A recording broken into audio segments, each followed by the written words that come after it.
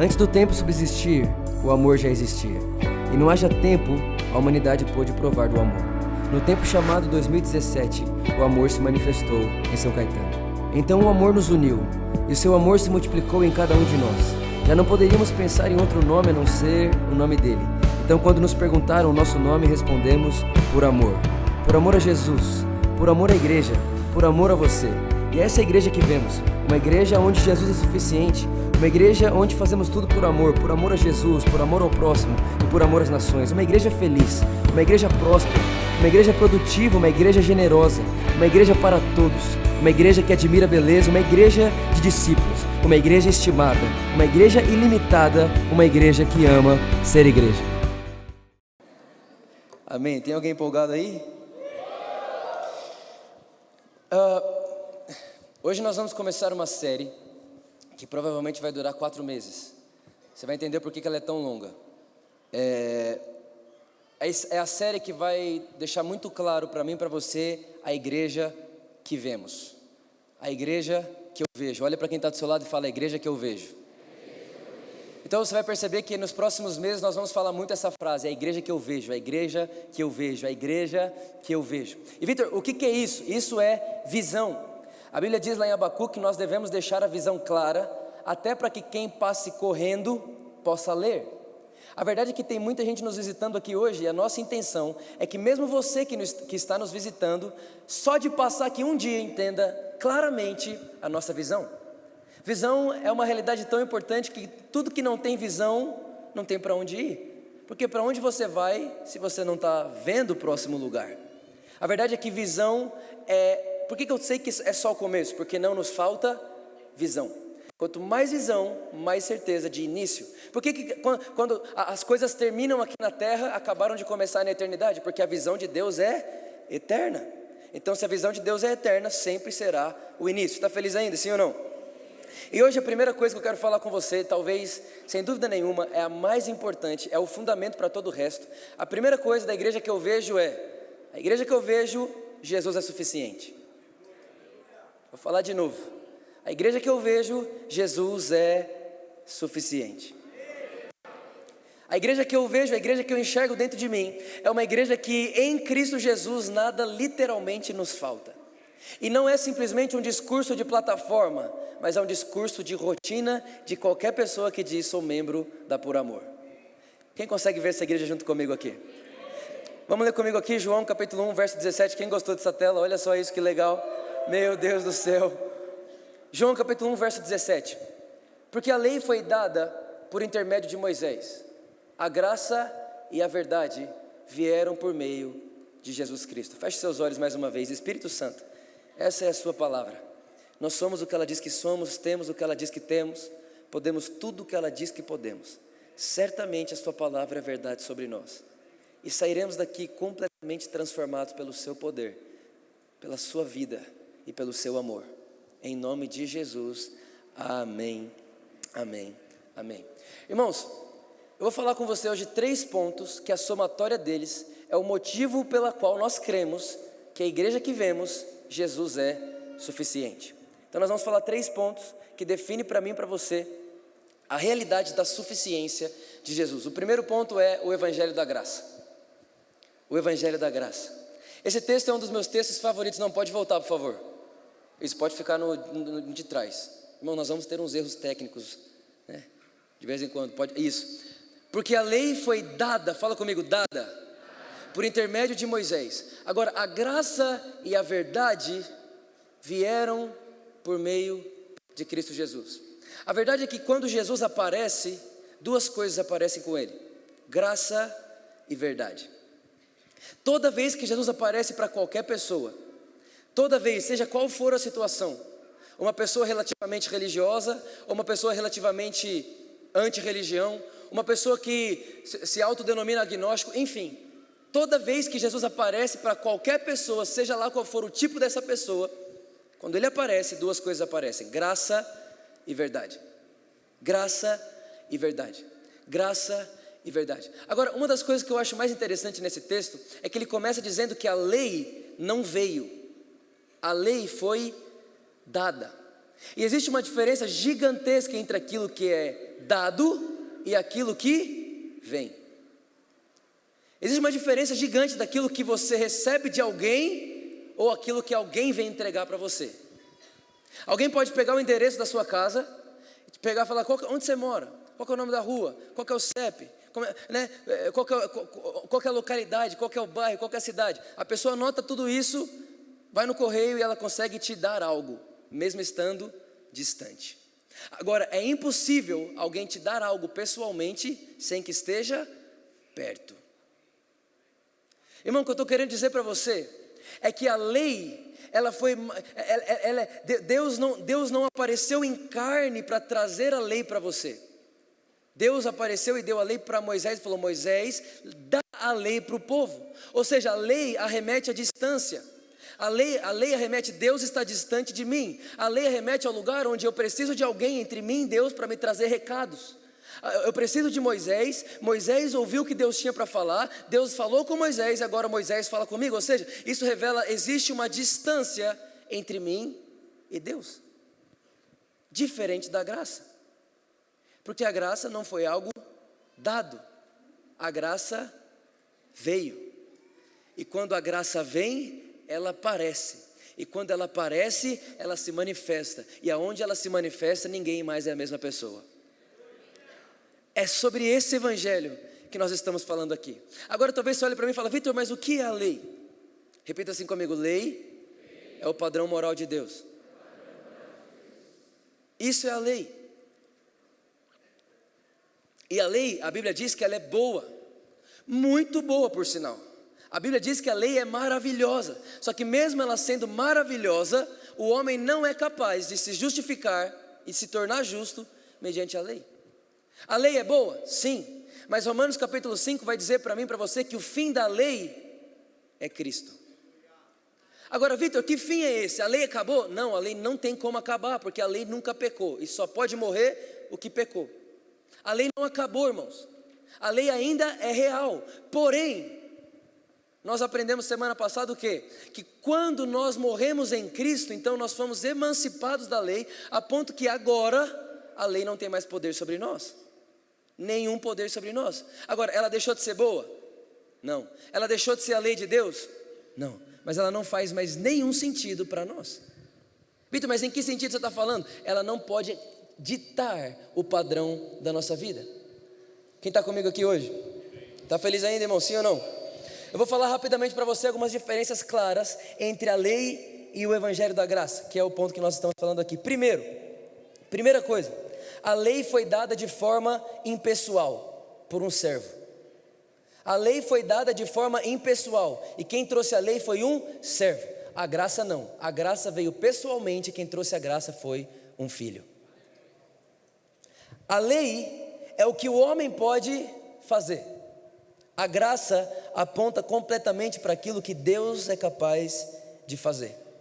Na lei você vai ver o homem aparecendo com sacrifício constantemente. Na lei toda hora o homem aparece com sacrifício. Na graça você vê Deus se apresentando como o próprio sacrifício. Na lei o homem tenta se justificar mediante a sua obediência. Na graça o homem é justificado mediante a obediência de Cristo Jesus. Repara que não é que uma é a continuação da outra, uma é praticamente o oposto da outra. Enquanto na lei é o homem que faz, na graça é Deus que fez. Enquanto na lei fala do esforço do homem e do que o homem pode fazer para Deus, na graça não, é o que Deus fez por mim em Cristo Jesus. Quem está entendendo o que eu estou falando aqui? Enquanto a lei qualifica você mediante a sua obediência, a graça de Deus qualifica você mediante a obra consumada de Cristo Jesus naquela cruz. Ou seja, irmãos, nós, na nossa igreja, nós vamos erguer o evangelho da graça. A igreja que eu vejo, Jesus é suficiente. E aonde Jesus é suficiente, nós não erguemos o que o homem pode fazer. Aonde Jesus é suficiente, nós não erguemos as obras do homem, o tanto que o homem pode dar. O homem não é medido mediante as suas obras. A igreja que eu vejo, nós exaltamos Jesus e nós vamos definir as pessoas, não por aquilo que elas fazem, mas nós vamos definir as pessoas e o seu valor mediante aquilo que Jesus fez por elas há 2000 anos atrás naquela cruz. É assim que nós vamos definir as pessoas aqui, porque a igreja que eu vejo, Jesus é suficiente. Completamente suficiente. Está feliz ainda? Pode passar o próximo. Vamos confessar isso junto. 1, 2, 3 e eu vejo uma igreja que fala o que Deus pode fazer. Uma igreja que aponta o sacrifício de Jesus por amor à humanidade. Uma igreja para todos. Uma igreja que vive a graça de Deus como estilo de vida.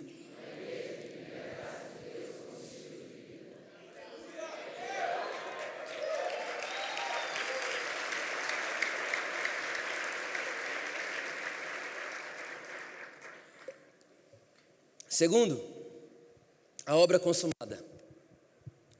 A segunda coisa que nos garante que Jesus é suficiente é a sua obra consumada. A obra consumada de Jesus na cruz é a realidade mais poderosa que alguém pode entender. Olha o que diz João capítulo 19, versículo 30. Quando, pois, Jesus tomou o vinagre, disse: está consumado. E inclinando a cabeça, rendeu o Espírito. Irmão, fala assim comigo, inclinando. Essa palavra no grego significa descansou. Quando Jesus inclina a sua cabeça, a realidade é que ele descansa. Agora, você lembra aquela vez? Presta atenção nisso. Você lembra aquela vez que chega um jovem em Jesus e fala: Jesus, eu quero te seguir. Aí Jesus olha para ele e fala assim: ei, os pássaros têm suas casas, a raposa tem seus ninhos, mas o filho do homem não tem onde repousar a sua cabeça. Se você for nesse texto, a palavra repousar a sua cabeça, a palavra repousar no grego é exatamente a mesma palavra de inclinando nesse texto. Significa então que quando esse texto diz para mim e para você que quando Jesus diz está consumado, ele inclina, é porque agora, depois de concluir a sua obra, ele tem um lugar para descansar. Que lugar de descanso é esse? O lugar onde ele pode dizer para você: eu te amei a ponto de morrer na cruz por você, e foi lá que eu provei meu amor por você. Ou seja, o descanso de Deus é dizer que te ama. Deus está descansando enquanto fala para mim e para você que somos amados. Por que a obra da cruz ela é tão suficiente? Porque Jesus não esqueceu nada quando morreu no meu e no seu lugar. Agora talvez você está olhando para mim e fala: Vitor, mas que obra consumada é essa? Consumou o quê? O que foi consumado? Entenda isso aqui. Deus faz o homem. Gênesis capítulo 1. Deus coloca o homem num jardim. E a Bíblia diz que todos os dias Deus ia se relacionar com o homem. Todo dia, irmão, imagina que beleza isso. Todo dia Deus descia no jardim para conversar com o homem. Todo dia Deus descia no jardim para se relacionar com o homem. E o homem via Deus face a face todo dia. O homem conversava com Deus face a face todo dia. Mas um dia o homem peca. Um dia, nós já falamos disso diversas vezes na igreja, não dá tempo hoje de entrar de novo nesse assunto. Mas um dia o homem peca. E a Bíblia diz para mim e para você que o dia que Adão pecou, todos pecaram. Todos nós pecamos em Adão. Você pode perceber, ninguém aqui escolheu: eu vou ser pecador um dia. Não, todos nós nascemos com a semente do pecado. Todos nós que estamos aqui, você pode perceber, ninguém precisou ensinar você a mentir. Um dia você mentiu e era uma criança. Se você tem filho em casa, se você tem criança em casa, você vai perceber uma coisa: ninguém precisa ensinar o que é ruim para elas. Parece que elas aprendem. De repente elas saem mentindo. De repente falam: o que te ensinou isso? Irmão, isso é natureza. Pecado não é atitude, pecado é natureza. Quando Adão pecou, todos pecaram. Aí o que acontece? Quando todos pecaram, a Bíblia diz que todos foram destituídos da glória de Deus. O que significa isso? Agora que todos pecaram em Adão, ninguém mais tem acesso a Deus. Ficou impossível se aproximar de Deus. O homem não podia mais entrar nesse lugar. O homem não podia mais de forma nenhuma se aproximar de Deus. Por que não? Porque o homem pecou e Deus é santo. E Deus não pode se relacionar com pecado. Ninguém mais entra. Só que até um dia, que já que ninguém podia entrar onde Deus estava, Deus sai de onde Ele está e vem para onde o homem está. E aí Deus se faz carne. e o Deus que se fez carne veio habitar entre nós. Agora pensa comigo, Deus se faz carne e vem habitar entre nós, e Ele começa a crescer. Um dia Ele foi um adolescente, um dia Ele foi um jovem, até que Ele se tornou um adulto, e com 30 anos de idade Ele começa então agora a fazer aquilo que Ele veio fazer. Ele começa a curar os enfermos, pregar o evangelho, libertar os cativos. Ele começa a fazer aquilo pela qual Deus enviou Ele para a terra. Irmãos, 33 anos de idade, pensa isso, irmão, pensa, 33 anos de idade, nunca pecou, nunca teve um pensamento mal contra ninguém, nunca teve um pensamento impuro contra ninguém, nunca pensou mal de ninguém, nunca olhou para ninguém menosprezando alguém, nunca olhou para a mulher de ninguém, nunca foi ganancioso, nunca foi egoísta, nunca foi imoral, nunca, não saiu uma palavra torpe da sua boca. Pensa nisso, 33 anos, perfeito, um caráter perfeito, moralidade perfeita. E de repente, com 33 anos, mesmo depois de vivendo toda essa realidade de um homem perfeito, ele vai morrer numa cruz por mim e por você, como se tivesse cometido o pecado de nós todos. O que nunca pecou, de repente vai ser o único que vai morrer como se tivesse pecado por todos. O que nunca pensou um pensamento imoral, nunca denegriu uma lei de Deus, irmão, nenhuma. As 613 leis de Deus, Jesus cumpriu toda ela. Aí Ele que cumpriu toda a lei de Deus, que nunca foi contra o caráter de Deus, a Bíblia diz que agradou a Deus moê-lo na cruz. Como que pode agradar a Deus moer alguém que nunca pecou na cruz? Isso parece um absurdo? Pois é, se chama absurdo da graça de Deus. Aí Romanos capítulo 4, versículo 25, um dos versículos mais poderosos da Bíblia, vai dizer para mim e para você que quando Jesus morre, Ele perdoa os nossos pecados. Fala comigo, perdoa os meus pecados. Quando Jesus diz está consumado, Ele morre. Quando Ele morre, o que acontece? O que acontece, irmãos? Agora olha para cá, tem muita gente que acha que quando Jesus perdoa os seus pecados, Ele perdoa o seu pecado de hoje até o próximo. Não, Ele perdoou o meu pecado de hoje até o próximo, porque o próximo Ele vai ter que me perdoar de novo. Aí você fala, não, então aí você pecou de novo, aí você olha e fala, não, Jesus, você me perdoa? Perdoa, então até o próximo. E tem muita gente que vai vivendo a vida inteira como se estivesse implorando a Deus por perdão. Deus me perdoa de novo, Deus me perdoa de novo, Deus eu errei de novo, Deus eu pensei isso de novo, Deus eu fiz isso de novo, Deus, e a pessoa vive o tempo inteiro como se tivesse que conquistar o perdão de Deus. Só quero falar uma coisa para você que mudou a minha vida quando eu aprendi. Quando Jesus morre na cruz por você e Ele perdoa você dos seus pecados, Ele te dá uma coisa chamada vida eterna. E vida eterna, irmão, presta atenção, só ganha vida eterna quem é justo eternamente. Ou seja, quando Jesus perdoa você na cruz, quando Ele diz está consumado, Ele não só perdoou o seu pecado passado, Ele não só perdoou o que você fez até hoje, mas quando você diz Jesus, você é o meu Senhor, eu recebo a sua obra na cruz por mim, o seu pecado de ontem, de hoje e o eternamente está completamente perdoado e não precisa de uma outra obra para perdoar você de novo. A obra de Jesus é tão suficiente que uma vez finalizada é tão poderosa e capaz de perdoar o homem para sempre. Irmão, que obra é essa? A obra consumada de Jesus na cruz. Jesus não está procurando te perdoar de novo, porque quando Ele perdoou você uma vez, Ele te perdoou para sempre.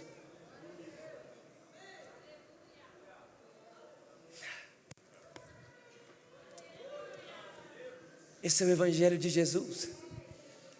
É o Evangelho que eu posso me apresentar diante dele todo dia, sem medo, sem condenação, sem trauma, será que Ele me perdoou? Tem gente que fala assim, não, Vitor, mas está escrito lá na Bíblia. Está escrito lá na Bíblia que se tem que confessar, senão não é perdoado. Irmão, você tem que confessar que Jesus é o Senhor. E quando você confessa que Jesus é o Senhor, automaticamente seu passado, seu presente, seu futuro foram completamente desapagados. E agora Deus olha para o seu passado e vê justiça. Vitor, você está dizendo para mim,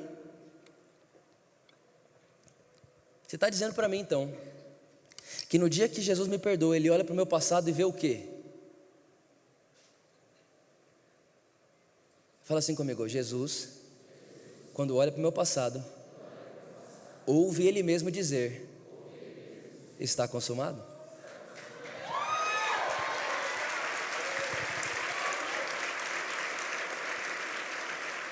Agora, o que me deixa mais chocado em Deus, gente, Deus te choca?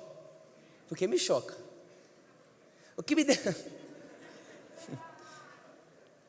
Eu fico chocado porque se Ele só perdoasse, a nossa vida estaria bom, sim ou não? Irmão, se você tivesse uma dívida de 10 milhões e fosse perdoado, você estava feliz? Certo? Óbvio. Agora, eu falei uma coisa quarta-feira, eu preciso falar de novo. Pensa comigo, você tinha uma dívida. Você tem uma dívida. Você deve 1 milhão para alguém. Se eu falar para você, você tem que escolher entre uma dívida de 1 milhão ou uma outra dívida, que o valor da dívida é morra, qual você escolhe? Deixa eu te falar um negócio, é mais fácil dever 1 bilhão do que viver uma vida achando que está devendo a Deus. Porque quando você quer se posicionar como quem deve a Deus, Deus não está te cobrando performance.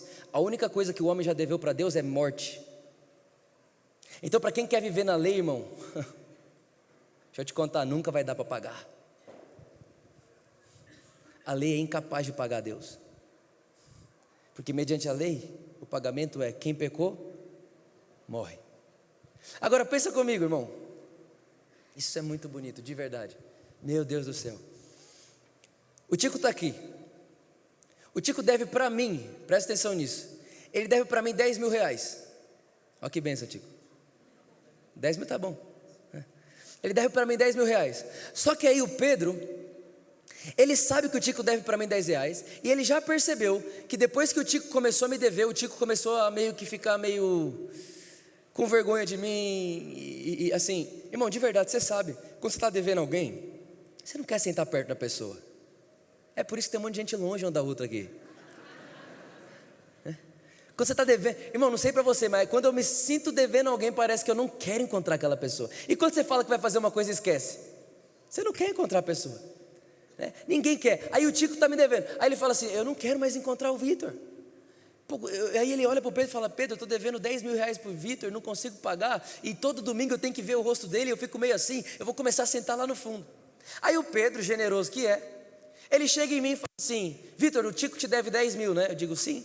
Eu falei: então tá bom, vou te pagar 1 milhão, tá bom para você? Peraí, o Tico me deve 10 mil, você vai me pagar 1 milhão? É, tá aqui, 1 milhão, só que não é de reais, é de dólares. Olha que bênção. Aí, irmão, presta atenção. Foi pago ou não foi a dívida do Tico? Foi ou não, irmãos? Olha para mim, entenda isso. Quando o Pedro me dá 1 milhão de dólares, a dívida do Tico foi paga. Só que aí o Kagawa, ele fica sabendo que o Pedro pagou a dívida do Tico para mim. Só que olha como ele vai contar para o Tico. Ele chega no Tico e fala: Tico, me disseram aí que pagaram sua dívida. Me disseram. Mas se eu fosse você, eu continuava vendo um jeito de pagar, porque vai que é mentira. Assim, Tico, se eu fosse você, Tico, eu assim, não acreditava 100% e se eu fosse você também, eu não ia perguntar para o Vitor se pagaram ou não, porque é muita cara de pau, e perguntar se alguém pagou sua dívida. Aí o Tico fica assim: ó, meu Deus, pagaram ou não pagaram?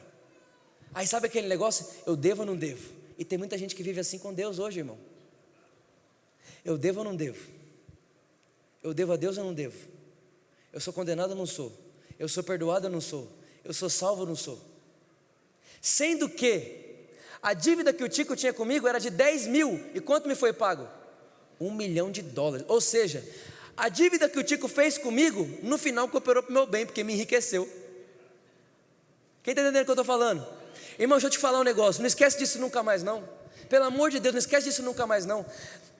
A dívida que nós tínhamos com Deus era a seguinte: para mim pagar a minha dívida com Deus, basta o Vitor morrer. Se o Vitor morre, a dívida está paga. Agora, quem morreu não foi o Vitor. Quem morreu vale muito mais do que o Vitor. Quem morreu é muito maior do que o Vitor. Quem morreu é muito mais eterno do que o Vitor. Porque quem morreu nunca pecou. E mais, quem morreu é o Criador dos céus e da terra. Quem morreu é a imagem do Deus invisível, o Alfa e o Ômega, o começo e o final, a luz da humanidade. Foi Ele que morreu. Ou seja, irmão, a minha dívida era: o Vitor morre, tá bom, agora Cristo morre. Ou seja, irmão, no final, o pagamento que Deus recebeu pela dívida que tínhamos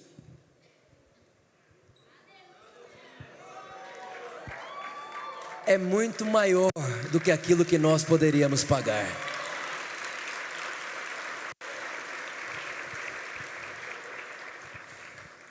Agora, olha como eu vou contar essa notícia para o Tico, fica vendo.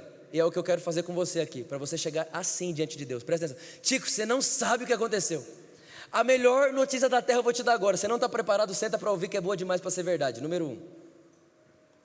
Segundo, você não me deve mais. Sabe por que você não me deve mais, Chico?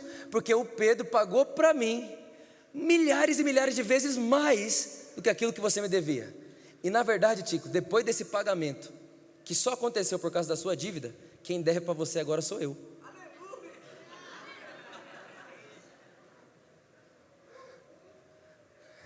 Irmão, é por isso que quando você vai se apresentar diante de Deus, você não precisa chegar diante dele assim: será que é, será que não?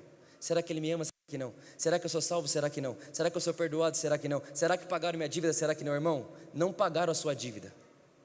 Enriqueceram Deus para a morte de Cristo. E hoje você pode se apresentar com ousadia e com confiança diante do trono da graça e dizer: eu sou Deus, meu amado, e o meu amado é meu. Eu não preciso ter medo, eu não preciso ter temor, porque eu não tenho mais condenação sobre a minha vida, porque aqueles que estão em Cristo Jesus não estão mais debaixo do poder da condenação, mas agora estão debaixo do poder da vida e da vida do Espírito de Deus. Quantos podem celebrar Jesus por isso? Glória a Jesus. Então entenda, Jesus morre e paga a sua dívida. Só que o texto de Romanos 4,25 diz: quando Ele ressuscita, Ele te justifica. Então são duas coisas que acontecem quando Jesus diz está consumado. A primeira, Ele perdoa os meus pecados. Segunda, Ele me justifica. E o que é me justificar? Ele me faz como Ele é. Então quando Ele morre, eu sou perdoado. E quando Ele ressuscita, agora eu sou como Ele. Porque quando Jesus ressuscita, agora Ele sopra o Espírito Santo sobre nós. E o Espírito Santo dentro de mim e de você é o que a Bíblia chama de novo nascimento. Agora nós não somos mais frutos do pecado de Adão. Lembra que eu falei para vocês, quando Adão pecou, todos pecaram? Agora nós somos frutos da obediência de Jesus. Porque quando Ele sopra o seu Espírito sobre nós, nós somos uma nova natureza, nascido agora de Deus e vivemos para Deus. É por isso que eu vejo uma igreja que anuncia a obra consumada.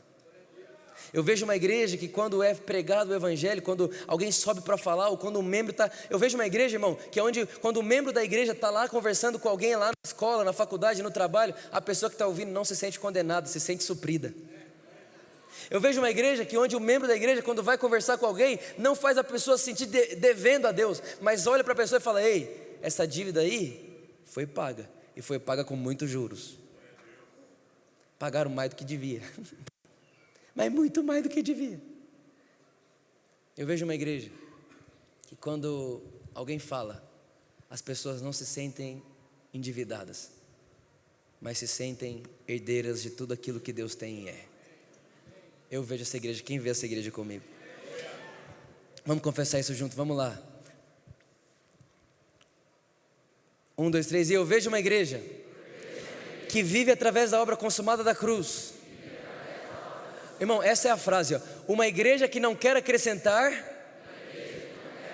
o suor humano naquilo que custou o sangue de Cristo. Uma igreja que acredita que em Cristo nada nos falta.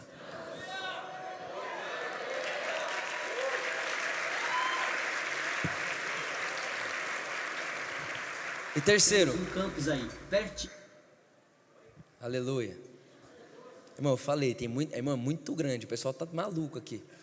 Todo mundo correndo de um lado para o outro, fala: gente, mas para chegar lá do outro lado agora é 3 minutos, calma aí. Por último, que talvez esse seja um dos que eu mais quero frisar com você, é que Jesus é o contexto de tudo o que nós vemos. Pode passar o próximo. Jesus é o nosso contexto. Talvez você olhe para mim e fale: Vitor, mas o que significa isso? Eu vou te explicar. Jesus é o nosso contexto. Hebreus capítulo 1, do versículo 1 ao versículo 4 diz assim: havendo Deus outrora falado muitas vezes, de muitas maneiras aos pais, pelos profetas, nesses últimos dias nos falou pelo... Irmão, falou pelo quê? Que é o quê? O resplendor da sua glória e a expressão exata. Irmão, o que Jesus é? A expressão exata do ser de quem? De Deus. Ou seja, presta atenção, tudo o que nós pensamos sobre Deus que não está em Jesus, jogue fora. Tudo, irmão, qualquer coisa. Jesus é a chave hermenêutica da nossa igreja. O que é isso? A teologia diz o seguinte: quando você vai ler um texto, você tem que entender o contexto, e o nosso contexto é sempre Jesus. A gente vai ler Moisés, quem é o contexto de Moisés? Não é Israel, é Jesus. A gente vai ler Josué, quem é o contexto de Josué? Não é a terra prometida, é Jesus. Por quê? Porque nós entendemos que Jesus é a exata expressão de quem Deus é. Tem muita gente hoje, irmão, de verdade, que ainda tem dúvida se Deus quer curar ou não. Tem muita gente hoje que ainda tem dúvida se Deus quer fazer ou não. Tem muita gente ainda que tem dúvida hoje se Deus quer salvar ou não. Só que, irmão, quando você olha para a vida de Jesus, não resta dúvida, Ele quer curar. Não resta dúvida, Ele vai amar. Não resta dúvida, Ele quer ir atrás de você, Ele vai atrás de você. Não resta dúvida. Mas enquanto Jesus não é um contexto, irmão, a Bíblia sem o Evangelho é um livro de loucos. É um livro, não sei se você sabe disso, mas o que mais causou guerra na história da humanidade foi religião. E religião vem da onde? Da Bíblia. Ou seja, qualquer Bíblia sem Jesus, irmão, vai dar problema. Por isso que nós sabemos o quê? A palavra de Deus é quem? Cristo. Então tudo que nós lemos na Bíblia, quem é o contexto? Cristo. Cristo é o contexto. Ele é o motivo. Ele é a manifestação de quem Deus é. E hoje em dia nós estamos vivendo um momento que nós precisamos mais falar do que Deus não é, do que o que Ele realmente é. Deus não é bravo. Deus não está irado. Deus não está indo atrás de você como quem quer te castigar. Eu ouvi hoje estava aqui hoje de manhã, então o pessoal estava arrumando a cadeira, a gente estava vendo como que a gente ia posicionar as cadeiras. Chegou um rapaz em mim e falou assim: pastor, eu quero te agradecer. Um rapaz bem mais velho: quero te agradecer porque quando eu cheguei aqui eu achei que Deus estava bravo comigo. Eu acordava de manhã, eu imaginava Deus olhando para mim como quem quer me pegar. Meu primeiro erro Ele me abraça, meu primeiro erro Ele me pega. Mas hoje eu estou aqui, todo dia que eu acordo eu consigo perceber que Ele está olhando, está feliz comigo, está sorrindo para mim e está querendo me assistir viver. O que é isso, irmão? Isso é quando Jesus se torna o nosso contexto. Quando tudo que nós lemos aponta para Jesus. Tudo que nós pensamos aponta para Jesus. Tudo é sobre Jesus. Tudo é para Jesus. Tudo veio de Jesus e tudo volta para Jesus. Só Jesus tem que ser visto. Só Jesus tem que ser exaltado. Por quê, Vitor? Porque esse é o mistério que estava oculto e que foi revelado a nós. Qual é o mistério? Cristo em nós, esperança da glória. Irmão, nós não queremos outra coisa a não ser exaltar Cristo Jesus.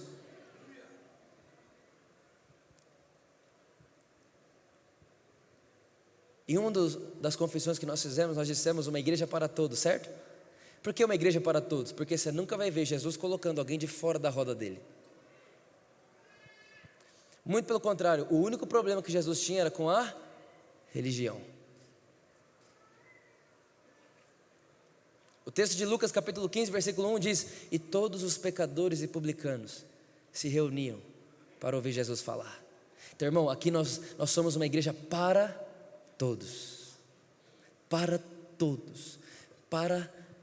E todos é todos. Tem muita gente que está falando por aí: não, irmão, eu peguei um Uber esses dias.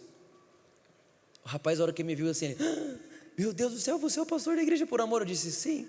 Ele: cara, eu posso te falar uma coisa? Eu digo: pode. Aí ele começou a chorar. Eu falei: o que aconteceu, cara? Ele começou a chorar e falou: faz 6 meses que eu estou sentindo condenação. Eu sou de uma igreja lá e eu pequei há 6 meses atrás. Eu falei: o que você fez há 6 meses atrás? Ele: eu fiz uma coisa muito errada. O que você fez 6 meses atrás? Ele, eu pequei. O que você fez 6 meses atrás? Aí ele, eu pequei, pastor. Eu falei, tá bom, mas por que você está chorando desse tanto? Ele, porque eu não consegui contar para ninguém que eu pequei. E eu me sinto condenado todo dia. E aí tem uma coisa, pastor, quando eu voltei para a igreja, as pessoas lá da igreja olharam para mim e falaram assim, isso aí voltou de novo, não dura 2 anos. Aí ele falou assim, só que pastor, faz 1 ano e 6 meses que eu queria esperar mais 6 meses para dar 2 anos, eu conto depois.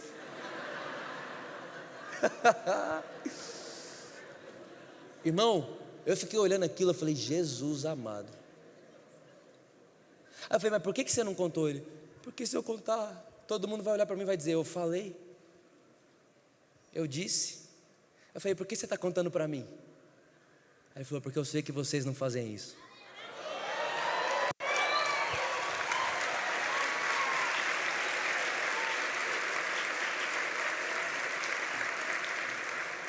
Aí eu falei assim, mas o que você vai fazer agora? Ele, posso te contar uma outra coisa? Eu digo, pode. Ele falou, lá na igreja tem um papo assim, você quer moleza? Vai para a igreja por amor. Eu falei, mas quem é que fala isso? Ele, não, os pastores lá, os líderes falam, fala isso? É. Aí eu falei, mas o que está acontecendo? O povo está tudo indo para a igreja por amor. Eu falei, pode vir mesmo, pode vir mesmo, pode vir mesmo.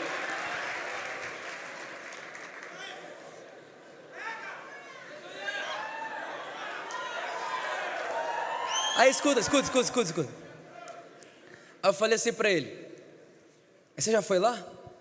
Ele, pastor, ainda não. Eu falei, por que não? Ele falou, porque se eu for, eu não volto. Aí eu falei, o que você está esperando? Ele, dá uns 2 anos.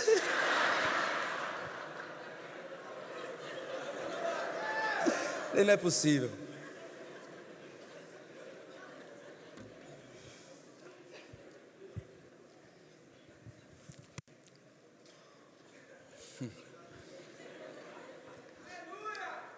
Sei lá, 1 mês atrás veio um pastor aqui falar comigo, a filha dele está por aqui.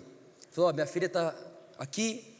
Falou para mim, eu sou pastor de uma igreja e minha filha está querendo muito congregar aqui, mas eu preciso tirar umas dúvidas com você. Eu digo, ótimo. Aí eles, qual é essa desse evangelho da graça aí? Aí eu falei para ele, tá, mas estão dizendo por aí que aqui vocês estão aceitando aborto, homossexualismo, você está fazendo casamento não sei o quê. Aí eu falei, pastor, aqui a gente é uma igreja para todos. Agora uma igreja para e não dê.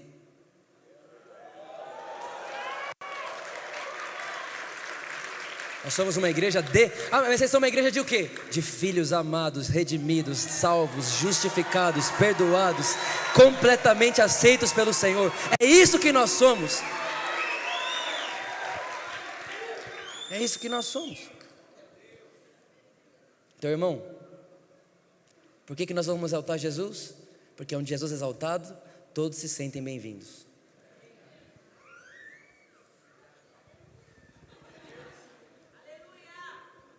Todos. Porque sabe qual que é a maior verdade do planeta?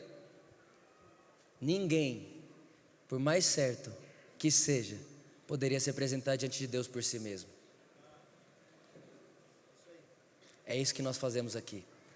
De quem prega a quem está ouvindo, de quem nessa semana orou todo dia, jejuou todo dia, leu a Bíblia todo dia, ao que não fez nada disso nenhum dia, muito pelo contrário, fez só coisa ruim todo dia, ele vai chegar aqui, vai falar, meu Deus, Deus me ama dessa forma, e a gente vai olhar e vai dizer, sim, mas Vitor, peraí, Deus me ama do jeito que eu sou, e Ele vai me deixar do jeito que eu sou? De forma nenhuma. Quando você começa a se relacionar com Ele, você não quer ser mais você, agora você quer ser Ele.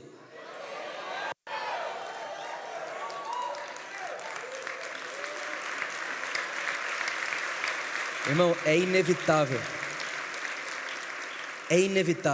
Quem se aproxima dEle quer ser como Ele.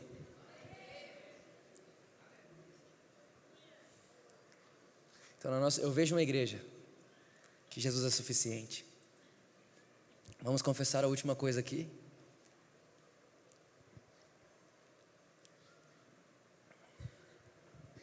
Próximo. Vamos lá, eu vejo uma igreja que olha para Deus através de Cristo, enxerga as situações através de Cristo, e enxerga as pessoas através de Cristo e sua obra consumada.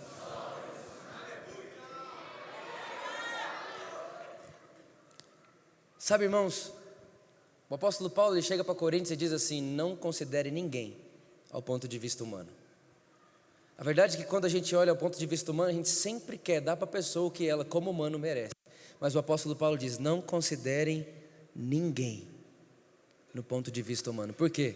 Porque onde você vê prostituta, Deus vê princesa.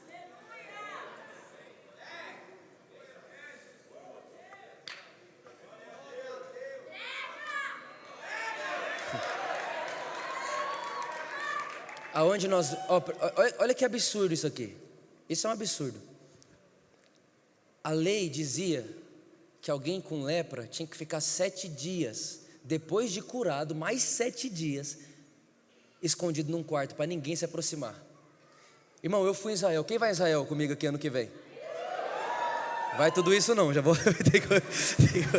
Tem como não. Olha aqui. Presta atenção. Olha só, você vai estar lá nesse lugar comigo. A montanha das bem-aventuranças, aonde Jesus pregou, Mateus 5, 6 e 7. Presta atenção nisso. Jesus prega Mateus 5, 6 e 7, a mensagem mais famosa da Bíblia, a mensagem das bem-aventuranças, a mensagem do monte. Você sabe dessa história, ok? Jesus está lá: bem-aventurados os pobres de coração, bem-aventurados os que choram, bem-aventurado, e começa a falar. Aí ele desce, irmão, está todo mundo em volta dele, a religião, os mestres da lei, está todo mundo em volta dele. Ele desce. No meio do caminho ele encontra, sabe o quê? Um leproso. Agora, irmão, quando a gente passa sem perceber, a gente fala: um leproso, normal. Só que ele não podia estar lá. Ele não podia estar lá, porque tinha uma multidão lá. Como que um leproso está no meio de uma multidão? Irmão, eu não sei o que você pensa, mas eu imagino o que esse leproso ouviu de Jesus. O que falaram de Jesus para ele ter coragem de sair de um quarto, que era onde ele deveria estar, e ir para perto de uma multidão, sabendo que Jesus ia estar lá. O que ele ouviu falar de Jesus? Eu não sei você, mas eu acho que ele ouviu alguma coisa assim: tem um cara aí que não tem medo de leproso. Aí o pior, Jesus está passando, ele olha e fala: Jesus, se você quiser, eu sei que você pode me curar. Jesus: se eu quero? É claro que eu quero. A Bíblia diz que Jesus vai e põe a mão nele, e num instante o leproso fica curado. Escute isso, irmão. Na lei, na velha aliança, por que você não podia tocar no leproso? Porque quem tocasse no leproso seria considerado tão impuro quanto ele. Ou seja, quem toca no leproso vai ter que ficar 7 dias escondido agora também, porque você ficou tão impuro quanto a lepra que você acabou de tocar. Aí vem Jesus, do nada, irmão. Você tem que entender que nunca ninguém tinha feito isso. Do nada. Hoje, irmão, você ouve isso e fala igual Jesus, mas na época não tinha alguém igual a Jesus. Como assim? Imagina aquela multidão vendo Jesus se aproximar do leproso. Gente, ele vai tocar o leproso. E se ele tocar o leproso, ele vai ter que ficar. Mas a hora que ele toca, de repente o corpo do rapaz começa a se refazer inteiro. Alguém olha e fala: o que é isso? João capítulo 1 diz: a lei foi dada por Moisés, mas a graça e a verdade não vieram como um recado, vieram como uma pessoa. E ela se apresentou e tocou os enfermos, curou os oprimidos, libertou os cativos e anunciou o evangelho da graça. Eu vejo uma igreja onde Jesus é suficiente. Eu vejo uma igreja onde Jesus é suficiente, do começo ao final. Eu vejo uma igreja onde Jesus é suficiente não só no palco, mas no dia a dia dos irmãos. Porque o texto bíblico diz: isso me toca tanto. Jesus diz assim: olha, o mundo vai conhecer a mim quando eles verem o amor que vocês têm uns pelos outros. Então, irmão, de verdade, o mundo não reconhece Jesus na plataforma. O mundo vai reconhecer Jesus quando ele olhar para o povo de Jesus e perceber que eles são graciosos uns com os outros, que o Evangelho da Graça não é só uma mensagem da plataforma, mas é uma mensagem da vida, porque, presta atenção, por último, a graça não pode ser dada. Ninguém pode dar a graça para alguém, a graça tem que... O Evangelho da Graça não é uma pregação, é uma pessoa, e nós nos tornamos um com essa pessoa, ou seja, nós também somos agora a personificação da graça de Deus. Se alguém quer graça, tem que se encontrar com você.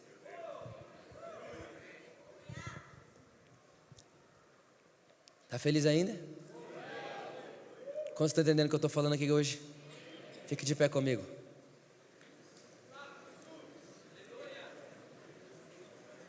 Fala assim comigo, eu vejo uma igreja onde Jesus é suficiente. Vamos lá, gente, mais uma vez, eu vejo uma igreja onde Jesus é suficiente. Agora de pé, como você está? Um dia, Moisés está... Não... Irmão, no culto, na celebração das 8 eu não vou ter hora para acabar. Já avisa o pessoal aí de trás, porque eu tenho muita coisa para falar aqui. Eu queria ficar falando aqui até amanhã. Olha aqui. Lá no deserto, presta atenção nisso, presta atenção.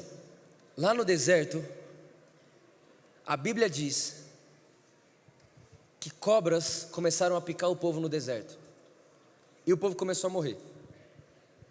Aí Deus chega para Moisés, fala assim para Moisés: Moisés, faça uma cobra de bronze e coloque essa cobra de bronze no mais alto lugar. Presta atenção, ó. Pega essa cobra de bronze e coloque no mais alto lugar. Quando você colocar essa cobra de bronze no mais alto lugar, todo mundo que for picado pela cobra, basta olhar para a cobra de bronze que está no mais alto lugar, e quem olhar para ela será curado. Aí está Jesus, irmão, presta atenção nisso. Está Jesus está conversando com a multidão. Aí Jesus olha e fala assim, ó: importa que o Filho do Homem seja erguido da mesma maneira que Moisés ergueu a cobra no deserto. Ou seja, Jesus estava dizendo o quê? Quem que é o contexto da cobra de bronze de Moisés? Jesus.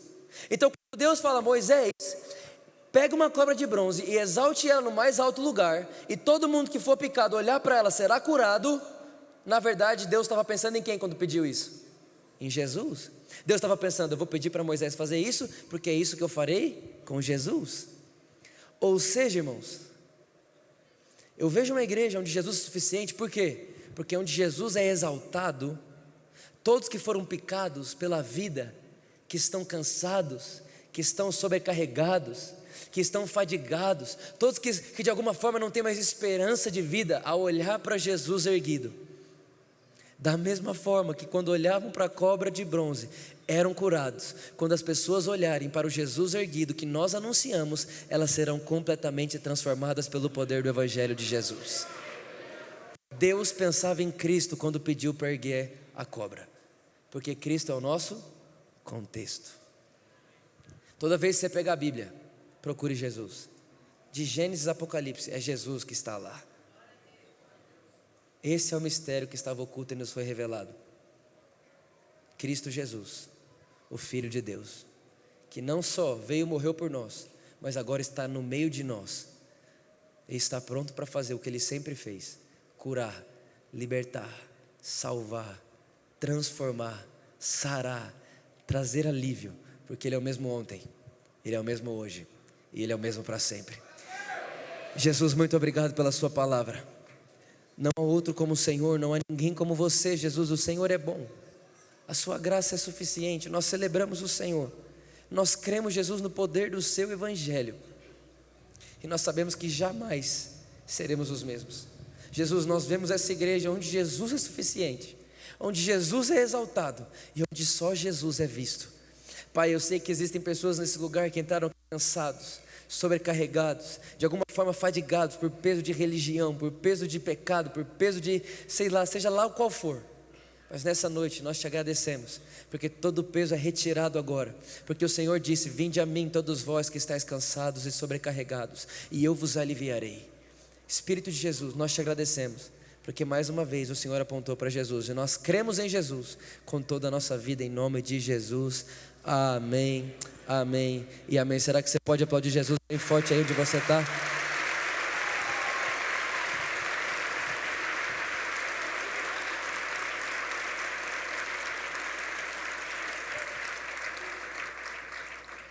Talvez você entrou aqui hoje, você veio aqui hoje, alguém te convidou, alguém trouxe você aqui, e você nunca confessou Jesus com a sua boca. A Bíblia diz que todo aquele que crê e confessa que Jesus é o Senhor, está salvo. Todo aquele que crê que Jesus é o Senhor, todo que crê e confessa com a sua boca que Ele é o Senhor, será salvo. Talvez você olhe para mim e fale: Vitor, depois de tudo que você falou, o que eu faço agora?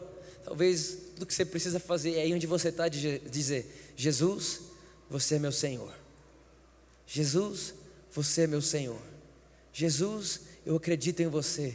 Jesus, eu sei que você morreu por mim na cruz há 2000 anos atrás. Por isso nessa hora eu queria que todos fechassem os olhos. Feche seu olho onde você está.